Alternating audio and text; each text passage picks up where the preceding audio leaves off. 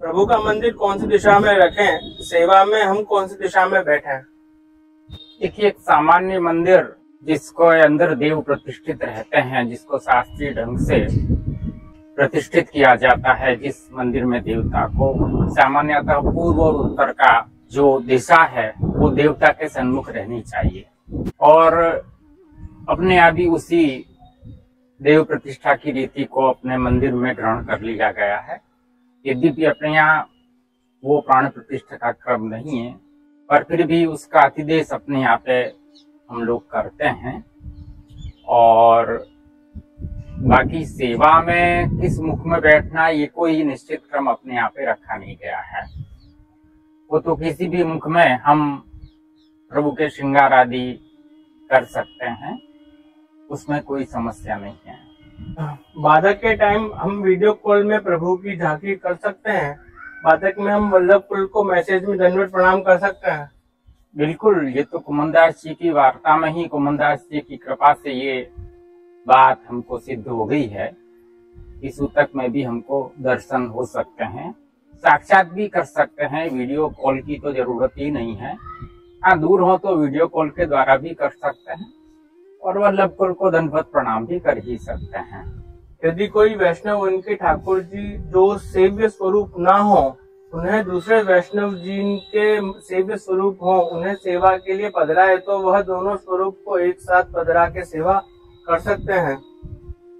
यदि पुष्ट नहीं है तो अपुष्ट के साथ विराजाने की परंपरा अपने आप में नहीं है, और यदि पुष्ट हो और दोनों का आचार एक जैसा हो तो जरूर साथ में पधराए जा सकते हैं, उसमें कोई सैद्धांतिक बाधा नहीं है।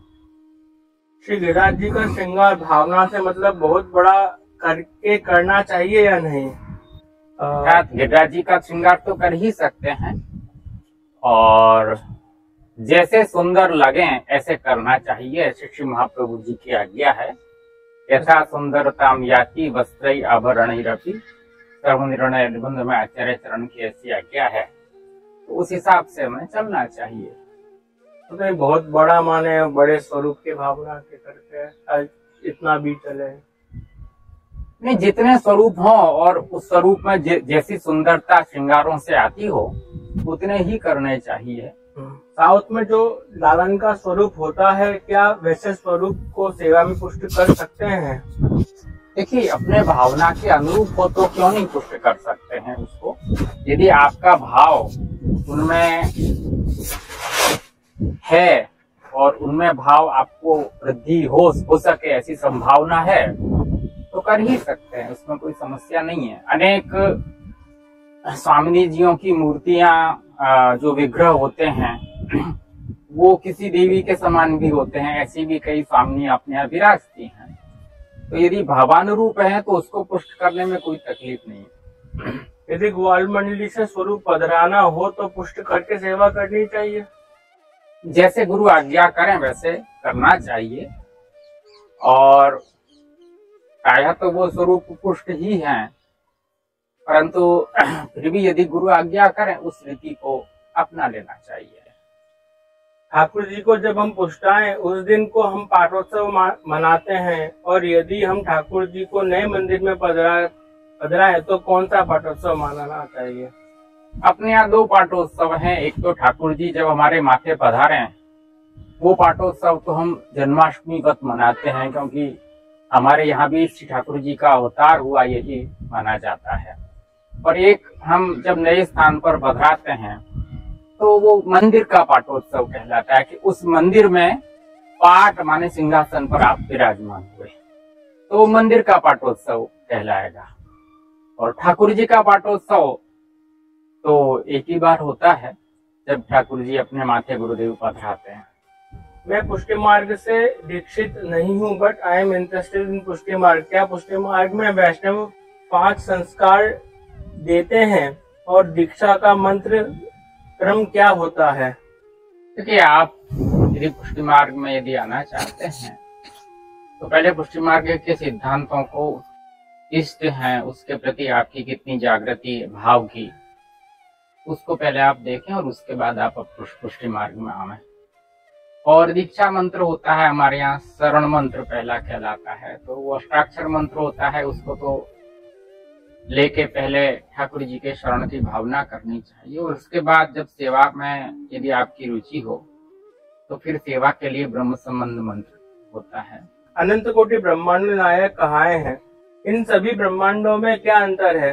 काल मतलब समय, भगवद अवतार, जीव सृष्टि, वल्लभ अवतार, रूप भेद, इन ब्रह्मांडों का ब्रजभूमि, क्या सभी एक दूसरे की कॉपी है? क्या अलग अलग लीला है? क्या एक संपूर्ण ब्रह्मांड में एक ही पृथ्वी लोक है? ब्रह्मांड के विषय में अधिक कृपा करें। ये बहुत ही इंटरेस्टेड विषय है और बहुत ही विशद भी, क्योंकि जब हम एक ब्रह्मांड की ही बात करते हैं तो उसका भी वर्णन हम यदि सामान्य भौतिक दृष्टि से करें तो उसके अंदर अभी वैज्ञानिक भी नहीं पहुंच पाए हैं। किंतु ये वैज्ञानिक दृष्टि से भी ये सिद्ध हो चुका है कि अनंत कोटि ब्रह्मांड होते हैं। ये केवल हमारी कल्पना नहीं है, बल्कि एक वैज्ञानिक तथ्य भी है। अब शास्त्रों में तो जहां तक मेरी समझ है, अनेक ब्रह्मांडों के अनेक ब्रह्मा होते हैं, और वो जीव ही अलग अलग अपने कर्म को इतना उत्कृष्ट बना लेते हैं कि वही ब्रह्मा के स्थान को प्राप्त कर लेते हैं। तो अनंत कोटि ब्रह्मांडों में ब्रह्मा भी अनंत हैं, और सृष्टि के भेद भी अनेक प्रकार के होते ही हैं। अनेक प्रकार की सृष्टियों का वर्णन श्री महाप्रभु जी ने किया है।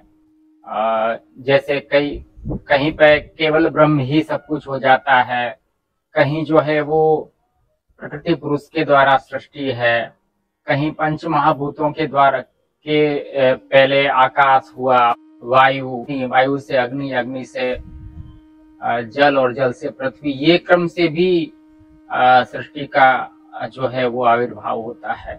कहीं कहीं मायिक सृष्टि भी होती है जो पूर्णतः मिथ्या होती है। इस तरह अनेक सृष्टियां का वर्णन किया गया है। तो निश्चित ही ब्रह्मांड अनेक हैं, तो उनमें अनेक प्रकार की सृष्टियां विविध प्रकार की होती हैं। और अपने यहाँ कल्प भेद में भी सृष्टि भेद हो जाता है। कल्प यानी कि ब्रह्मा जी का एक दिन, उसमें 14 मनवंतर होते हैं।